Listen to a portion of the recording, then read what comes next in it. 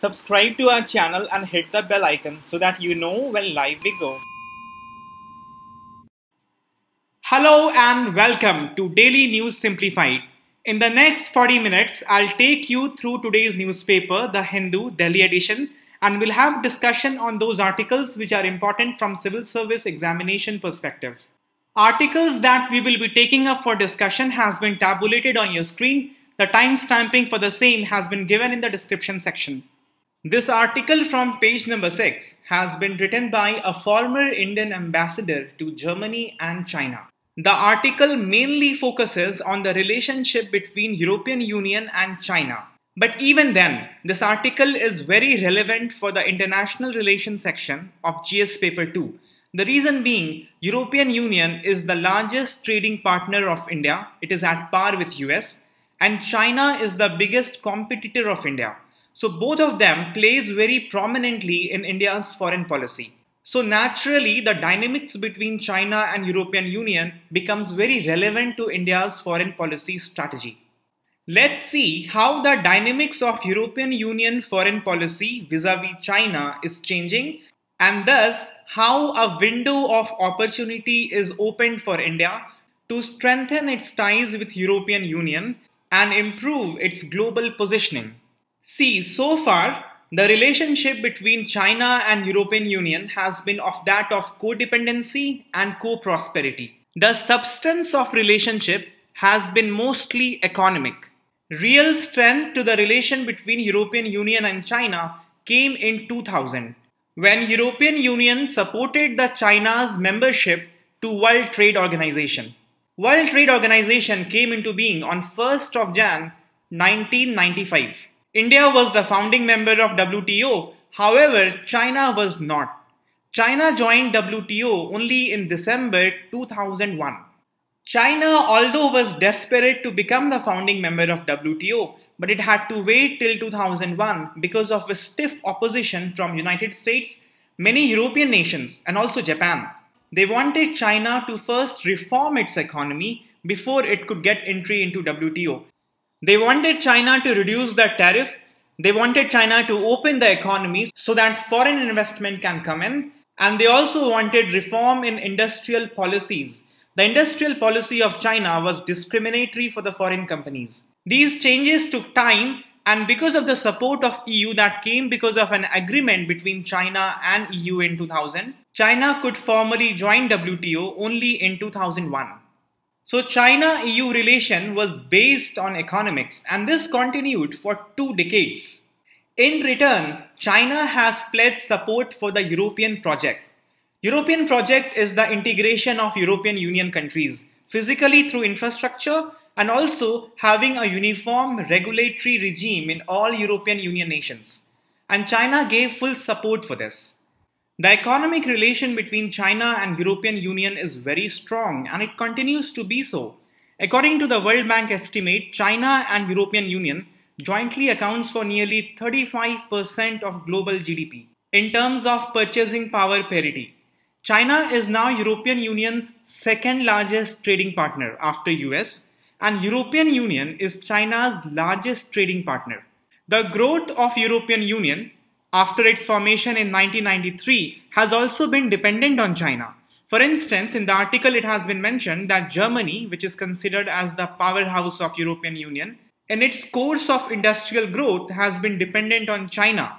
From 1995 to 2012, Germany enhanced its industrial value by 37%, and this enhancement was dependent upon the supply chains of China and not that of United States. So economic integration between European Union and China, although geographically distant, is very strong. And it's a win-win relation. Although if you will look at the numbers, European Union is having trade deficit with China. But situation is not that bad for European Union because European companies in China have been exporting to other destinations in Asia and otherwise.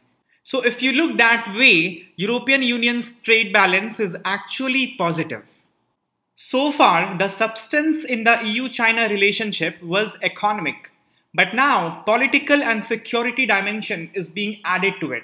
In 2019, European Commission published a document called a Strategic Outlook.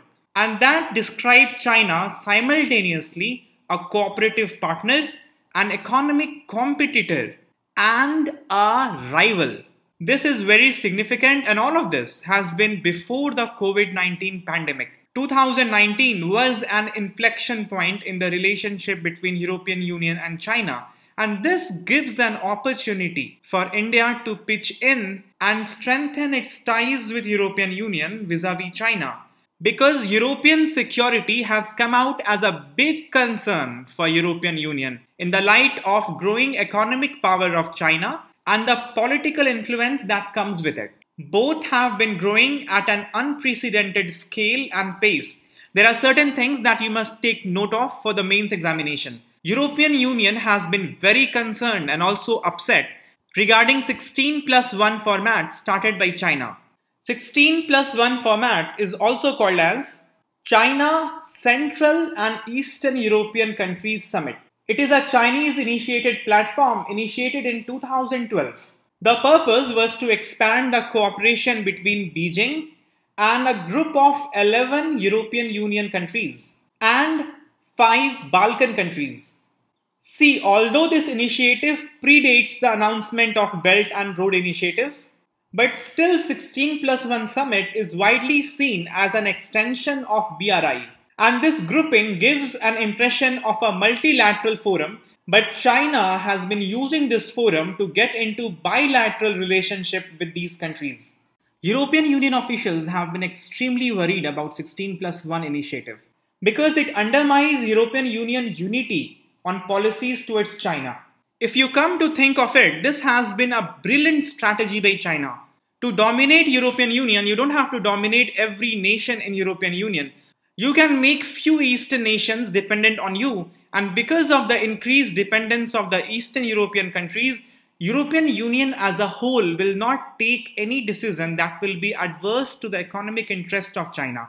Because now a part of European Union itself has developed very strong economic ties with China. And this is why European Commission wanted that any bilateral relation with China should be coordinated by European Union to ensure that the relevant aspects are in line with the European Union laws and its policies. But this didn't happen. And this has become as a thorn in the relationship of European Union and China.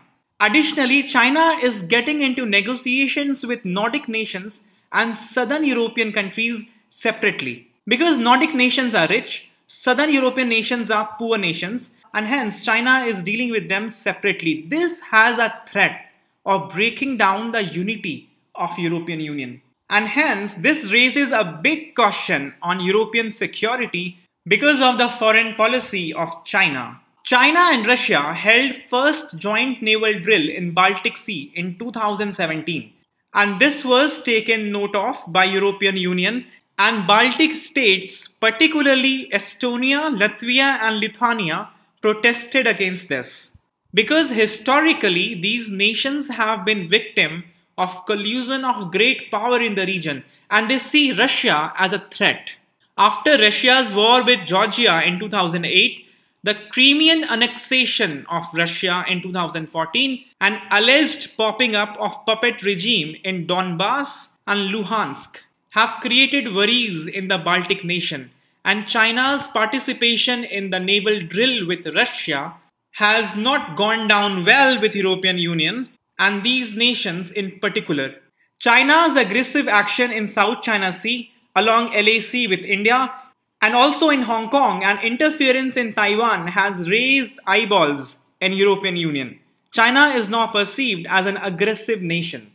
Another big issue is the targeted acquisition of high technology companies such as KUKA in Germany and the strategic ports like the port of Piraeus in Greece have begun to raise red flag in the leadership of European Union. In this regard, you must be aware that China has bought most of Greece's main port. The Greek financial crisis has given this opportunity to China.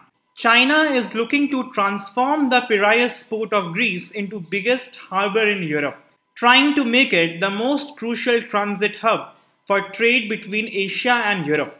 Piraeus port in the Saronic Gulf is Greece's largest harbor and Europe's 7th largest. If you look at the map, you will see it is at strategic position at the border of Europe and Asia. So because of all these, there is a European dilemma: how to balance economic codependency and co-prosperity with China's strategic global intentions. European Union's perception of Chinese threat has really materialized now.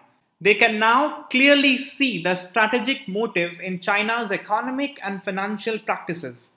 The Strategic Outlook document of 2019 that we saw a moment back has recommended the European Union to shift towards a more realistic, assertive, and multifaceted approach towards China. European Union recently also have accused China of spreading misinformation. Regarding the COVID-19 pandemic, they say China has tried to polarize the European society in the desperate attempt to improve their own image after the allegations in the COVID-19 pandemic against China. There is clearly a wedge in the relationship of European Union and China, and there comes a window of opportunity for India. Sometimes in the international relation, it's really a zero-sum game. Zero-sum game means one nation will gain at the cost of other. And this is particularly true with regard to India and China, because India and China gains in the international arena at the cost of the other, barring few regions of cooperation like BRICS.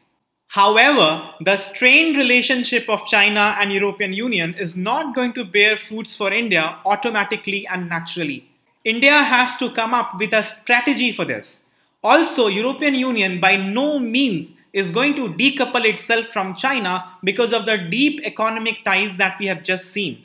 European Union also is not expected to join any anti-China camp which is presently led by US. Recently, European Union also has said that it is going to remain neutral in the trade war between US and China.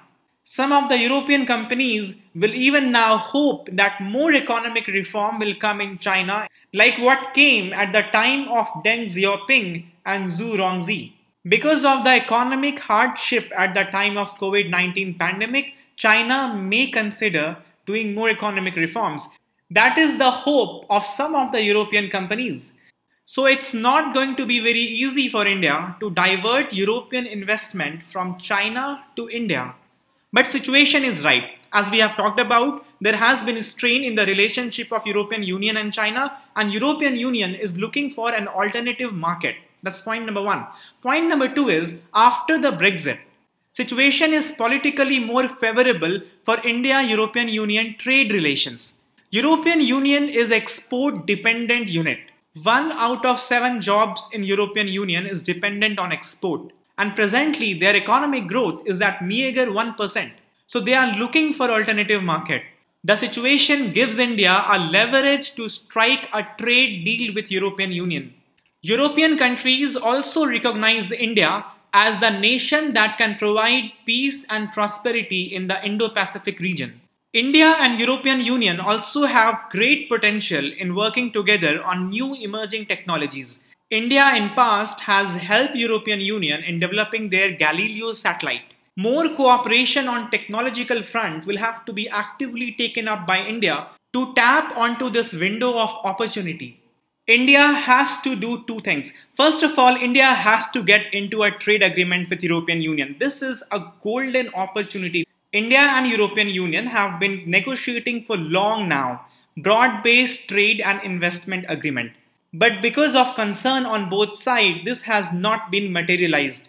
Now this is the opportunity for India to do hard negotiation with European Union and persuade it to change its position on trade in goods and include services in the trade deal.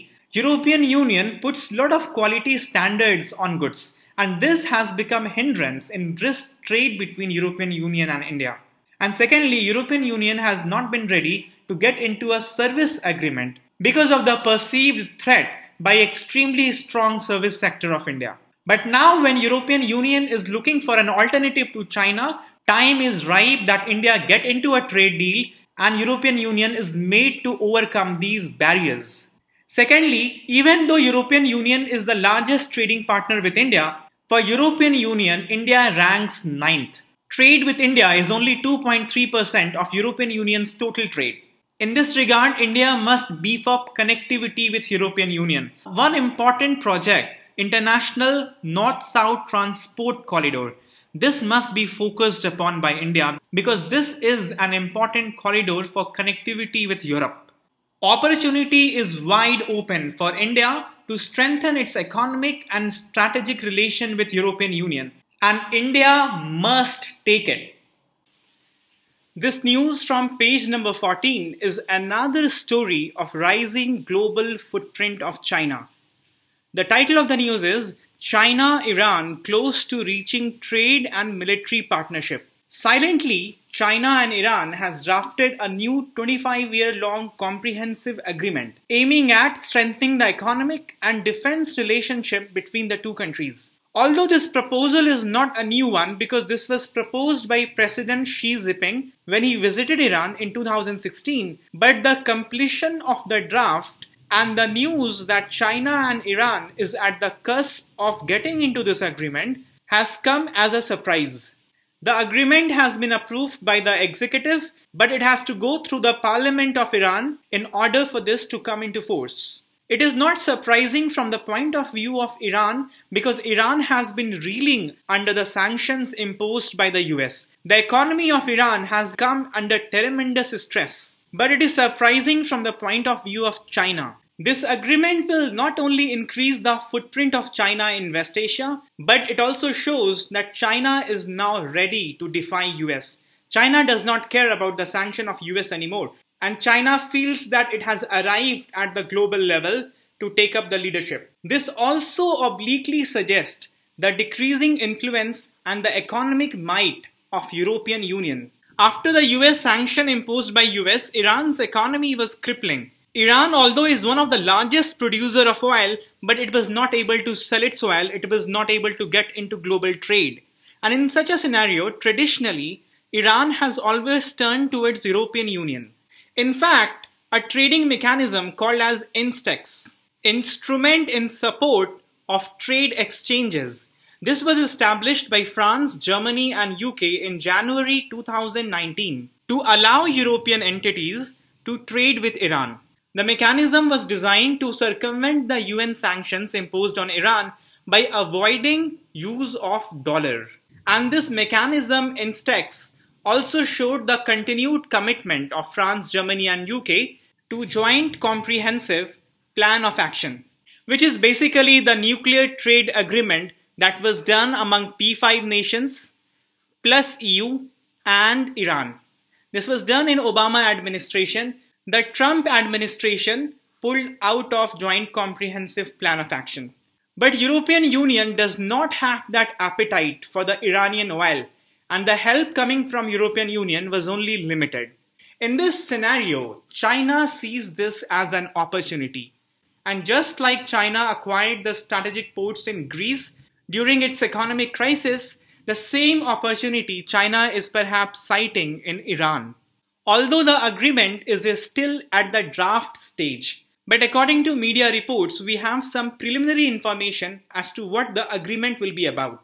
Iran will get three things from China. It will get its infrastructure project done by China, it will get technology, and it will have military cooperation with China. What will China get? China will get heavily discounted supply of Iranian oil for 25 years.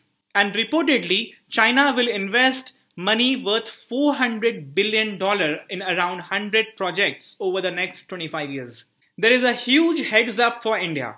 According to media reports, China will also invest in the development of Jask port. This is located strategically at the entrance of the Strait of Hormuz. First, it is close to the Chabahar port. It is around 350 kilometers away. And secondly, China will get to have a more strategic position at the entrance of the Strait of Hormuz. Let us see the likely implication of this agreement on Iran, China and India. Iran immediately, no doubt, will get some kind of lifeline for its economy. Money will start to come in and the Iranian economy will be de-stressed to a certain extent. But there has been strong domestic opposition already concerning the agreement. Iran already is volatile. And we are not quite sure how the parliament of Iran will get this passed if the opposition to the agreement becomes very vocal. There is also a concern that Iran may get into debt trap faced by other economies like Sri Lanka. So in long run, definitely this will not be a good news for Iran. The willingness of China to get into an agreement in time like this definitely shows an emboldened China ready to defy US sanction. It shows China is ready to take up more aggressive and expansive global stand. This is not a good news for India. Although this is not a very bad news either, because India is well equipped to deal with such a face of China. The only thing is we need to have proper preparation and strategy to counter China. As we have talked about in the previous article, between India and China, mostly it's a zero-sum game in the geopolitics. India and China compete for the similar thing. Nepal has shifted towards China. Sri Lanka now is very close to China. So is Bangladesh. China has increased its footprint in Afghanistan. Now it's a major player in the Afghan peace process. China and India are already competing in Africa. India has invested heavily in Iran in terms of soft power, in terms of low interest loan, in terms of infrastructure development. India has stood by Iran during the time of UN sanction as well. India continued to buy oil from Iran, although in lesser quantity. India has not defied US sanctions, but India has always given support and has never left Iran in the lurches. But increasing China's footprint in Iran is not a good news, especially investment if that comes in the Jask port, which is nearby to Chabahar port. China already uses Gwadar port in Pakistan, and Chabahar port will come in between the Jask port and Gwadar port, both having influence of China. So definitely this rings an alarm bell for India. India must re-strategize its foreign policy. In going too close to US, India must not lose long-term investment in countries like Iran. This article from page number 6 has been titled, "Hardly Smart About the Urban Healthcare." In this article, the author has done a very smart thing that UPSC does, and you also have to take care of while your preparation for civil service mains exam. UPSC links the current affairs with the flagship initiatives and policies of government. And this is exactly what has been done in the article. This article has related the COVID-19 pandemic and public health crisis that has emerged because of that, and linked these two things with the smart city mission of Government of India.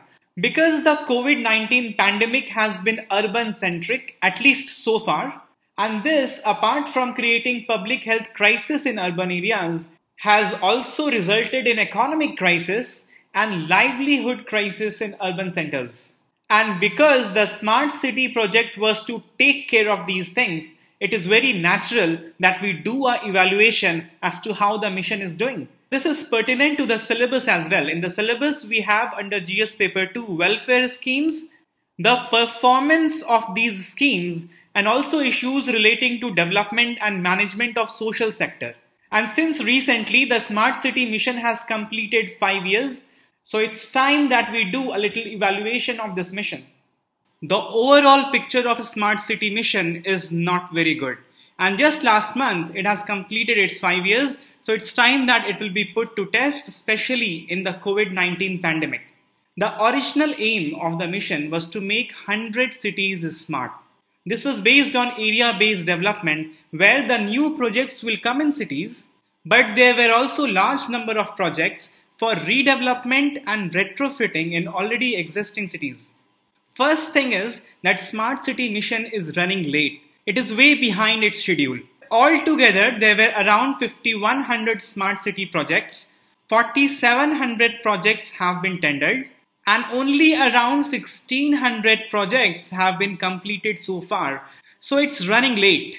In terms of expenditure, the total planned investment was around 2,05,000 crore. And so far, projects of only worth 26,700 crore have been completed.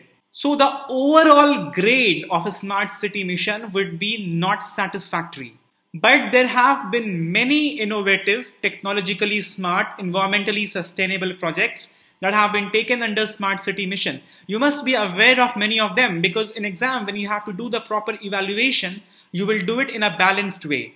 So give it some time and list down some important innovative projects that have been taken under Smart City Mission.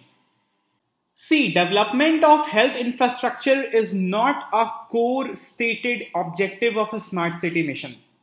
But however, the stated aim of the mission is to improve the quality of life of urban residents.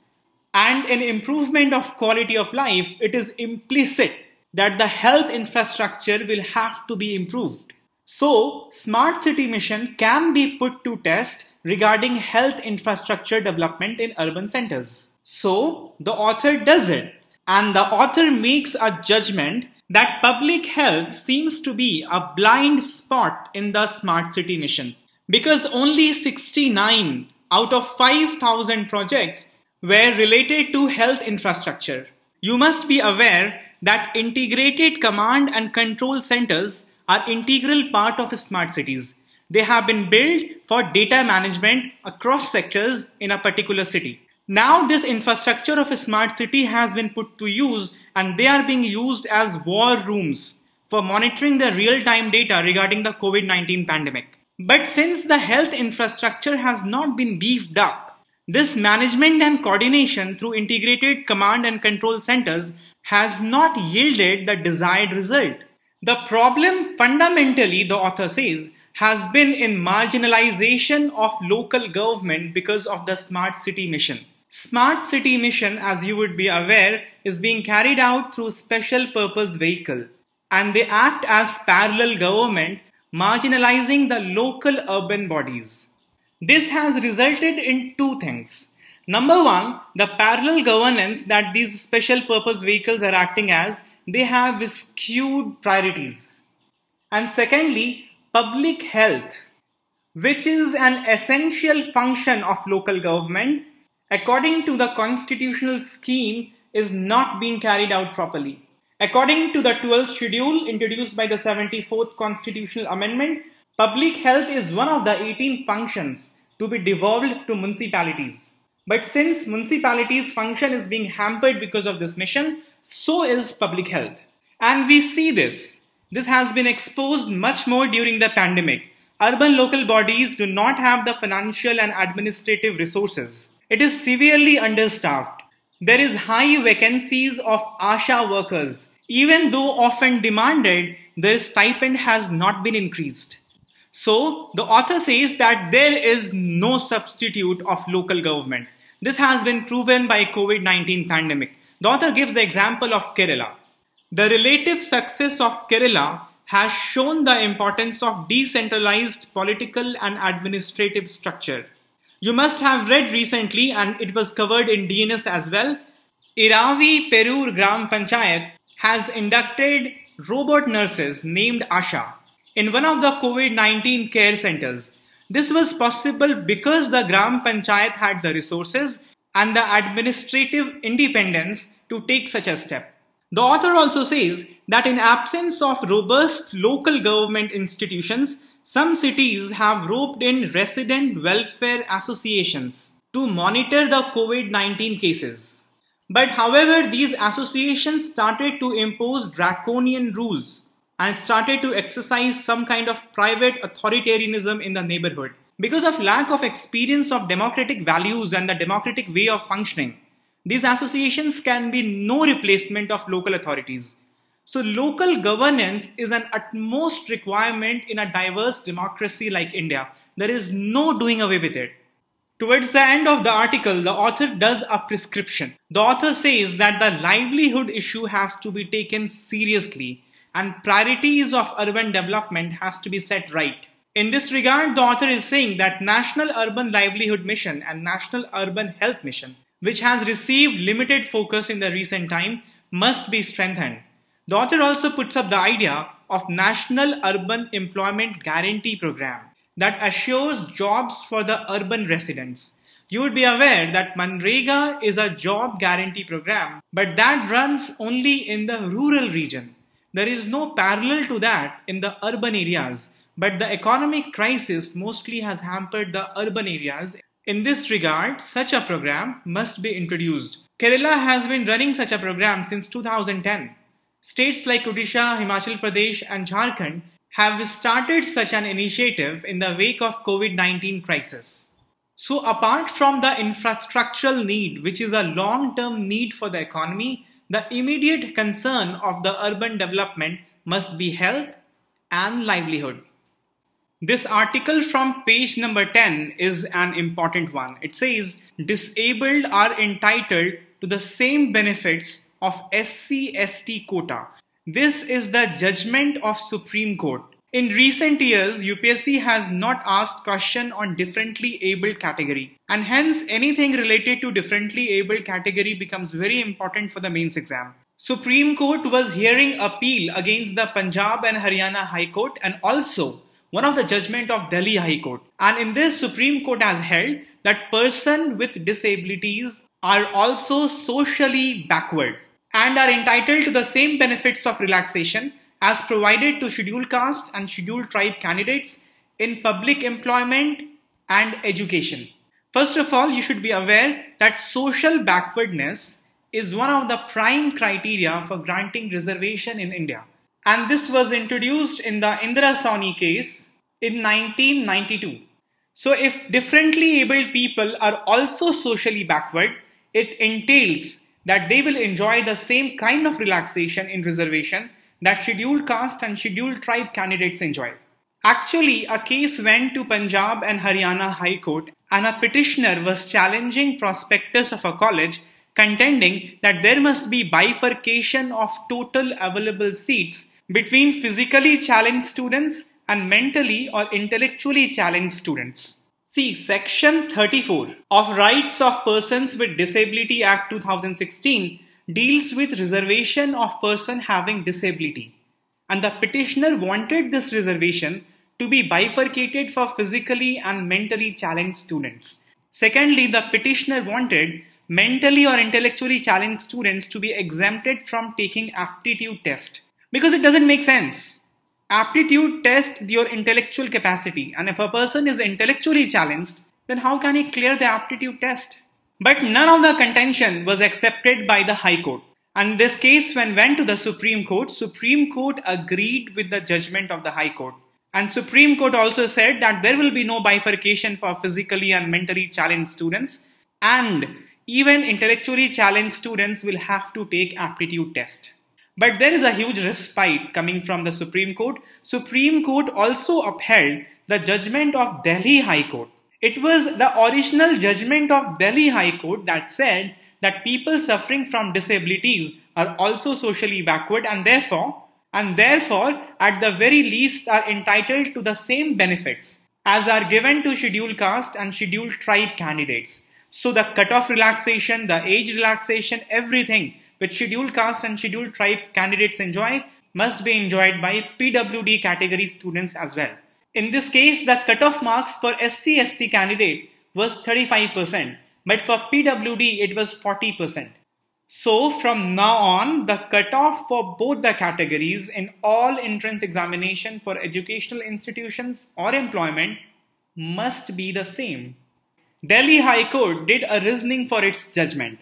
The court said there will be some PWD candidates who will be SC/ST as well. So that PWD candidate will enjoy the benefit of SC/ST already. So not granting the same benefit to rest of the PWD candidates will be a hostile discrimination, and that discrimination must end. On this account, the PWD candidates who get the horizontal reservation must get the same benefits as SC/STs who get the vertical reservation. The concept of vertical and horizontal reservation was explained by the Supreme Court, again in the famous Indira Sawhney judgment. The court said that all reservations are not of the same nature. There are two types of reservation, horizontal and vertical. The reservation in favor of scheduled caste, scheduled tribes and OBCs under Article 16(4), that is vertical reservation. Whereas reservations in favor of physically handicapped people under Clause 1 of Article 16, that is considered to be as horizontal reservation. So horizontal reservation actually cuts across the vertical reservation. If suppose a person is of PWD category then he will enjoy the reservation irrespective whether he is of upper caste or lower caste, irrespective of religion, whatever. But now the Supreme Court has upheld the judgment of Delhi High Court that PWD candidates, they are socially backward, and despite being in the horizontal reservation category, they must enjoy the benefit of SC/STs who are in vertical reservation category. Just one more thing, Delhi High Court actually exempted mentally or intellectually challenged candidates from aptitude test. But this has not been accepted by the Supreme Court. So you will remember three things. Number one, bifurcation of reservation under Section 34 of the Rights of Persons with Disabilities Act 2016 will not be done. No bifurcation for physically and mentally challenged candidates. Number two, aptitude test will have to be given even by mentally challenged candidates. And number three, PWD candidates are also socially backward. They will enjoy all the benefits enjoyed by SC/ST candidates. That's it. We will cover three more news very concisely. One of the news is NATGRID to get info of suspects from FIR.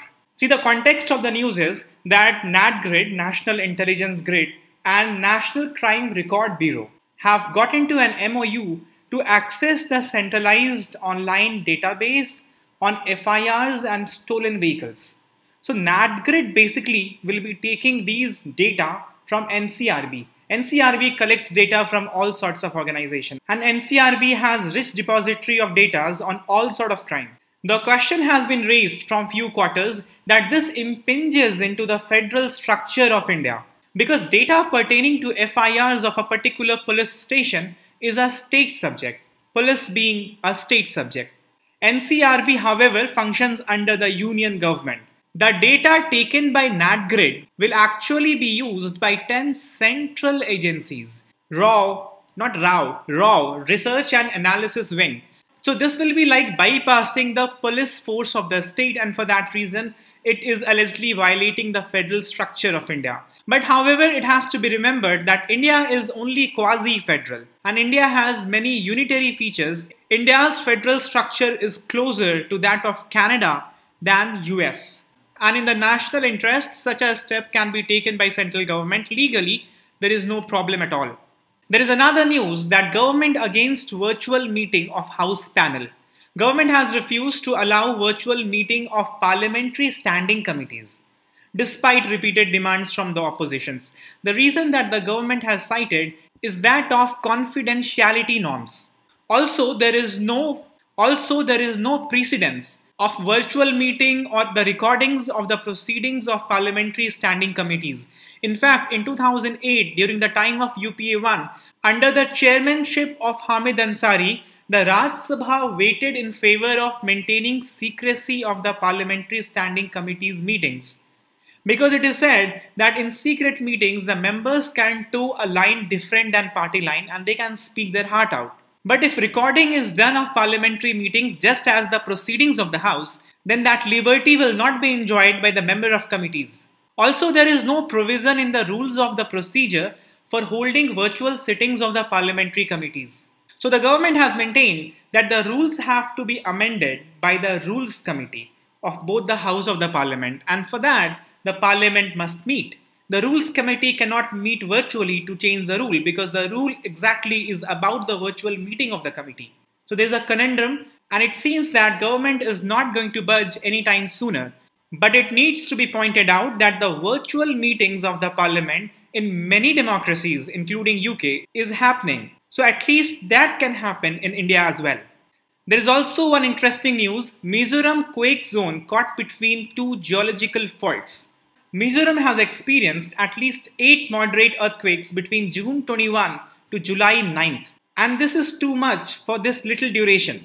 But thankfully, it has ranged from 2.2 to 5.5 in the Richter scale. The reason for this has not been very well understood, but it is known that this part of Mizoram is caught between two geological faults. These are Chura Chandpur Mao fault and Mutt fault. Here is our Mizoram. This is Mizoram. And this is Chura Chandpur Mao fault. And cutting across Chura Chandpur Mao fault is the Mutt fault. Faults are discontinuities or cracks that are the result of differential motion within the Earth's crust. Vertical or lateral slippage of the crust along these cracks causes the earthquake. And there are also several transverse, shallower minor faults in between these two major faults. It is suggested that the recent low-intensity tremors are caused by these minor faults. Recently, the Chief Minister of Mizoram has written to the center seeking assistance and sanctions of an extensive study by seismologists and geologists as to why the frequent earthquake is happening. The study, if at all happens, will obviously take some time, but the basics of earthquake you must prepare for the prelims exam. Let us now distill out the points from the discussion that we had so far for the prelims exam. I have given the events chronologically concerning the relation between China and European Union. I'll mention the event and you tell me the year in which the event happened. Formation of European Union. This happened in 1993. Formation of World Trade Organization. This was in 1995, 1st of January. China got the membership of WTO in the year 2001. Formation of 16 plus group happened in 2012. And annexation of Crimea by Russia happened in 2014. When did the war between Russia and Georgia happen? 2008. 16 plus 1 format is also called as China, Central and Eastern European Countries Summit. It is a China-led initiative started in 2012. The purpose is to expand cooperation between Beijing and a group of 11 European countries and 5 Balkan countries. China is really trying very hard, see here, to cooperate with these Eastern and Central European countries, although geographically they are far apart. Baltic states typically refer to 3 sovereign nations, Estonia, Latvia and Lithuania. This is the location in the map and they are very close to Russia. Russia is perceived as a threat by these nations and China joining hands with Russia in the naval drill in the Baltic Sea has not been perceived well by these nations and the European Union. We saw Piraeus port in the Saronic Gulf. This is the Saronic Gulf and here is the Piraeus port. It is the largest port of Greece and strategically it is at the border of Europe and Asia.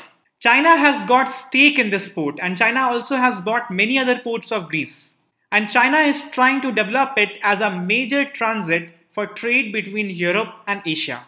Talking of ports, we discussed one more port today, very important, that is Jask port. Jask port in the Gulf of Persia is at the entrance of a Strait of Hormuz.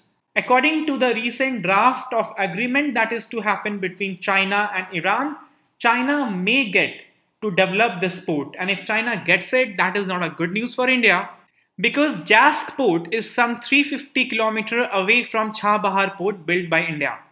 And Chabahar port will be caught in between Gwadar port and the Jask port. Gwadar port is already controlled by China, and if the development of Jask port also happened with China, surely China will put some terms and conditions to be able to control this port. And this port will have a better strategic location as compared to Chabahar port. Broad-based trade and investment agreement is the agreement that India is trying hard to negotiate with European Union. So far nothing has happened, but in the wake of COVID-19 pandemic, after Brexit, and the straining relation between European Union and China, India must push forward and get this deal done. In this regard, you must also know that China is the European Union's second largest trading partner after US. But for China, European Union is the biggest trading partner. European Union also happens to be the largest trading partner for India at par with US, ahead of China. But India accounts only for 2.3% of EU's total trade. And India stands at 9th position as a trading partner for European Union. We also saw that integrated command and control centers are the integral part of smart cities, and these are developed in all smart cities as a control room to manage and coordinate all the data across sectors in a smart city. We also saw that INSTEX, Instrument in Support of Trade Exchanges, was a trade mechanism developed in January 2019 by France, Germany and United Kingdom to allow the European entities to maintain a trade relation with Iran. This was necessitated because of US sanction on Iran, and the idea was to avoid this sanction by avoiding the use of dollar. This also reflected the support of France, Germany and UK for the Joint Comprehensive Plan of Action. Joint Comprehensive Plan of Action basically is the nuclear trade deal that Obama administration pushed for with Iran. The agreement was among the P5 nations, Germany, European Union and Iran. Supreme Court has recently held that people suffering from disabilities are also socially backward, and this entails that they will get the same benefit as given to any candidate of SC/ST category in employment and educational institutions. Section 34 of Rights of Persons with Disability Act 2016 deals with reservation for persons having disability. But there is no bifurcation of this reservation for physically challenged and mentally challenged candidates. That's all for the discussion. Now let's take question for the day. Answer to yesterday's question is option D. All the four, Prime Minister, Home Minister, Defense Minister and Finance Minister, are the member of National Security Council, which is headed by the Prime Minister. The question for today is this. Consider the following ports: Piraeus Port, Jasp Port, Chabahar Port, Gwadar Port and Sitwe Port. Arrange the above from north to south. With this, we have come to the end of the session for today. Have a good evening.